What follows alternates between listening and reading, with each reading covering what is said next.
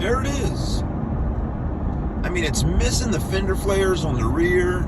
I mean, that thing looks like it's gone through hell and back. Something about a Toyota Land Cruiser 4-wheel drive, even though it's just all stock, there's something about that vehicle that I like.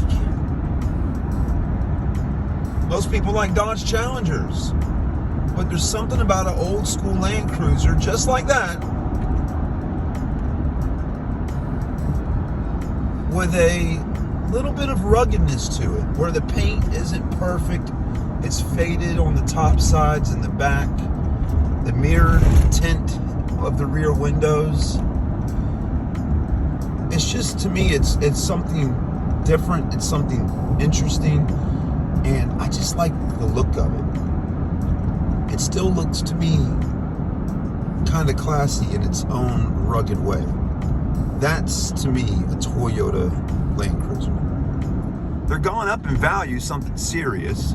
It's crazy, you know, how many people actually do want those Land Cruisers. And look at us, we're living here in the flattest part of Earth, right here in South Carolina and in Charleston. But that thing is really cool. I like a Land Cruiser. You know, it's like one part of me, I don't want the guy catching me filming his Land Cruiser, because it's something that I want to capture on camera for so long now. Because I want to go out and find myself a Land Cruiser one day. And that body style is one that I like. To me, that looks like that early 90s, maybe somewhere in the 90s. I'm going to look it up today when I get to work on my computer. I'm going to Google it and see, you know, that body style right there. What is that? Again, I can see the old Toyota Tacoma in the back coming out of it. Even the old 4Runner.